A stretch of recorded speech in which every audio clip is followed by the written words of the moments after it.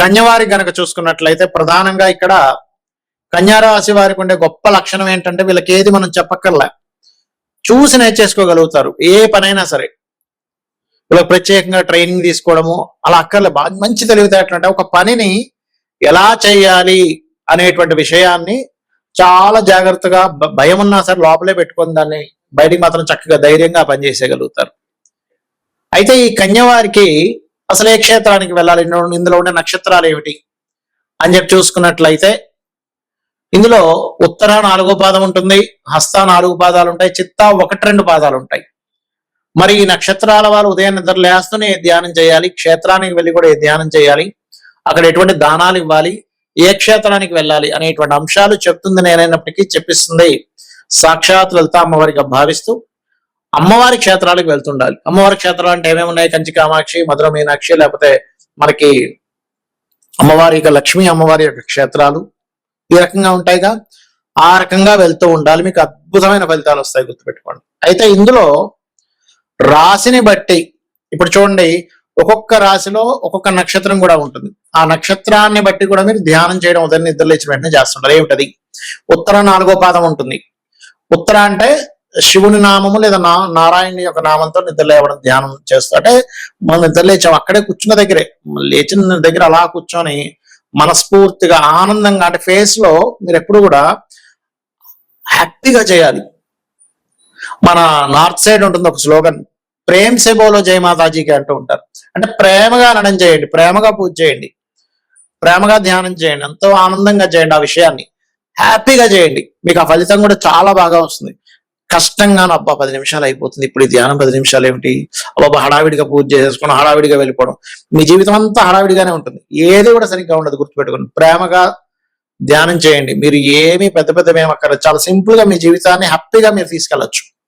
అయితే ఇందులో ఉత్తరా నక్షత్రం వారు నమశివాయ గాని, ఓం నమో నారాయణ గాని ధ్యానం చేయొచ్చు. హస్తా నక్షత్రం వారు అన్నపూర్ణ దేవిని ధ్యానం చేయొచ్చు, లేదా అన్నపూర్ణ అష్టకం చదవచ్చు మీరు లోపల మనసుతో.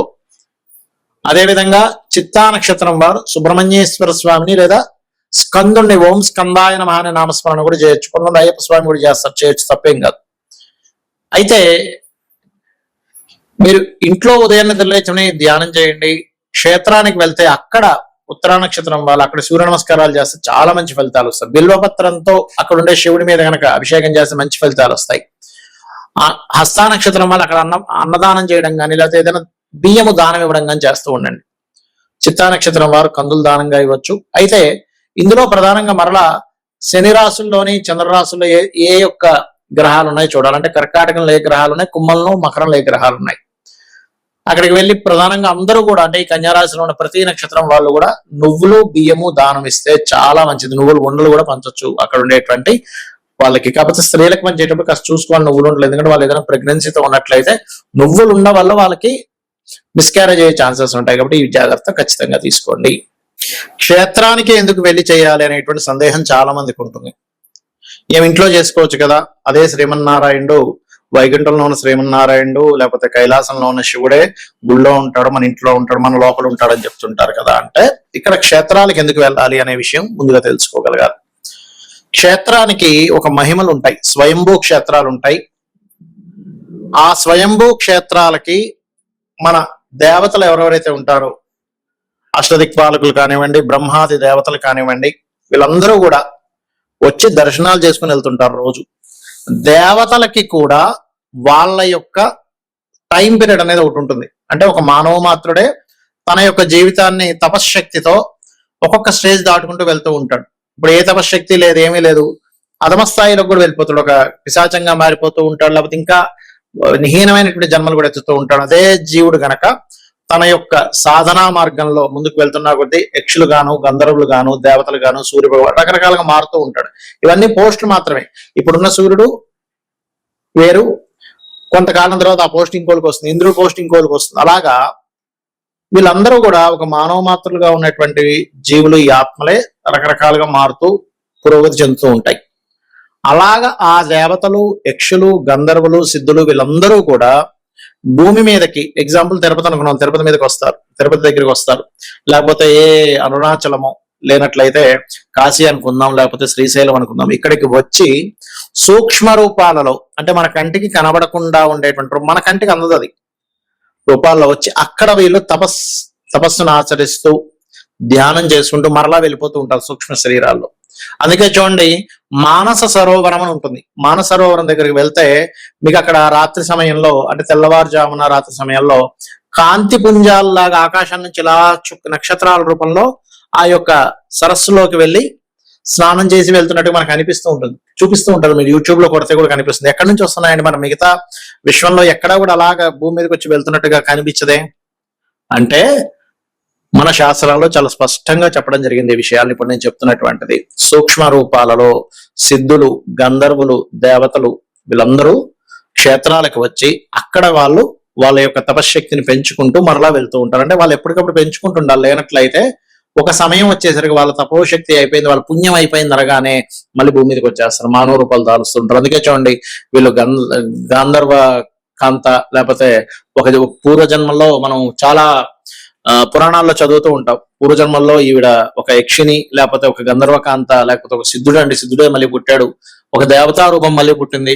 మనం భీష్ముడి యొక్క వృత్తాంతం కూడా చూసుకుంటే అష్ట వసువుల్లో ఒక వసువైనటువంటి భీష్మాచార్యుల వారు మనుష్య జన్మనిచ్చారని మనం చదువుకున్నాం, మహాభారతంలో ఉంటుంది. అంటే ఏమిటి? యక్షుడు భూమి మీదకి వచ్చాడు, గంధర్వులు భూమి మీదకి వచ్చారు, వసువులు భూమి మీదకి వస్తున్నారు. తపోశక్తి అయిపోయినా వాళ్ళకి కొంత శాప సంబంధంగా కావచ్చు, లేకపోతే కొన్ని కారణాల వల్ల కావచ్చు భూమి మీదకి వస్తూ ఉంటారు.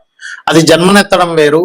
మరలా ఈ జన్మలు మళ్ళీ భూమి మీదకి వచ్చి ఆ మానవ జన్మ ఎత్తకుండా ఉండాలనేటువంటి భావనతో వాళ్ళు ఎప్పటికప్పుడు తపోశక్తిని పెంచుకుంటూ ఉంటారు.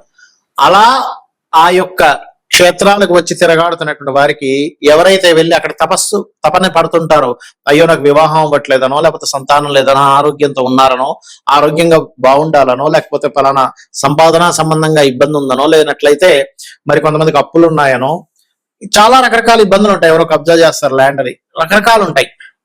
అందుకే మన వాళ్ళు పూర్వం సంతానం కలగట్లేదంటే క్షేత్రాలకు వెళ్ళి రామనేవారు.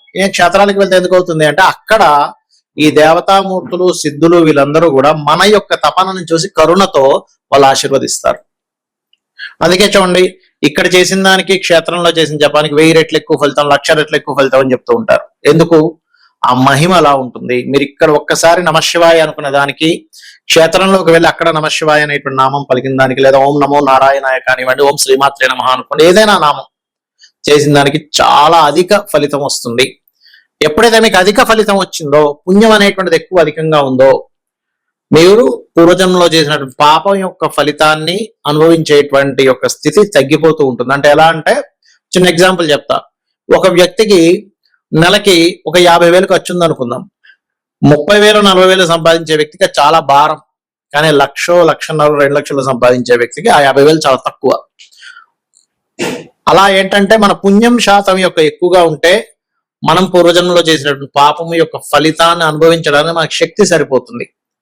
కాబట్టి ఇలా చేయండి. ఇందాక నేను మీకు విషయం చెప్పాను, 6వ భావంలో ఉండే గ్రహాన్ని బట్టి దానం ఇవ్వాలని. 6వ భావంలో రవి ఉన్నాడు అనుకోండి, గోధుమలు దానంగా ఇవ్వండి. చంద్రుడు ఉన్నాడు, బియ్యము తెలుపు రంగు వస్త్రం ఇవ్వండి, గోధుమలతో ఆరెంజ్ కలర్ వస్త్రం. కుజుడున్నాడు, కందులు ఎరుపు రంగు వస్త్రం. బుధుడున్నాడు, పెసలు గ్రీన్ కలర్ వస్త్రం ఇవ్వండి బుధవారం నాడు. గోధుమలు అయితే ఆదివారము, చంద్రుడైతే బియ్యం అయితే సోమవారము, కుజుడైతే అంటే కందులైతే మంగళవారము, బుధుడైతే బుధవారం. గురువు ఇబ్బంది ఉంది, గురువు పాడేయాడు 6వ స్థానంలో ఉండి, అప్పుడు శనగలు పసుపు రంగు వస్త్రం ఇవ్వండి. శుక్రుడు పాడయ్యాడు, అప్పుడు బొబ్బర్లు తెలుపు రంగు వస్త్రం ఇవ్వండి. శని పాడయ్యాడు, నువ్వులు తెల్ల నువ్వులు బ్లూ కలర్ వస్త్రం, లేదా నల్ల నువ్వులు తీసుకుంటారా ఇవ్వండి, పర్లేదు. రాహు పాడయ్యాడు 6వ స్థానంలో ఉండి, మినుములు సిమెంట్ కలర్ వస్త్రం. కేతు పాడయ్యాడు, అప్పుడు మీరు చేయవలసింది ఉలవలు మల్టీ కలర్ క్లాత్. ఈ దానం ఇచ్చేటప్పుడు కూడా గోత్రము, నామము, మీ సంకల్పం ఏంటని చెప్పి ఇవ్వండి. చాలా మంది తెలియక ఒక మూలన పెట్టేసి వెళ్ళిపోతామండి, అయిపోతుందేమో అనుకుంటారు. మూలన పెట్టేసి వెళ్తే మీ అకౌంట్ లో డబ్బులు పడాలి. మీరు బ్యాంక్ కి వెళ్ళి మూలన పెట్టేసి వెళ్తే మీ అకౌంట్ లోకి వెళ్తుందా? వెళ్ళదు. మీరు అక్కడ ఇవ్వాలి, కౌంటర్ లో ఇవ్వాలి, మీ పేరు చెప్పాలి, మీ అకౌంట్ నెంబర్ చెప్పాలి, అప్పుడు మీ అకౌంట్ లోకి డబ్బులు ఎలా వెళ్తాయో అలా అవుతుంది. కాబట్టి మూలన పెట్టేసి వెళ్ళకండి దయచేసి. మీకు అంతగా ఎవరు తీసుకోవట్లేదు అనుకుంటే అప్పుడు ఆ పదార్థానికి ఇంకొక పదార్థం వేరుగా, అంటే నువ్వులు పెట్టకూడదు, గోవుకి పెట్టచ్చు, గోవు పెట్టచ్చు. కానీ ఎంతైనా మీరు సంకల్పం చదివి ఇవ్వడమే మంచి ఫలితాలు ఇస్తుంది. శ్రీమాత్రే నమః.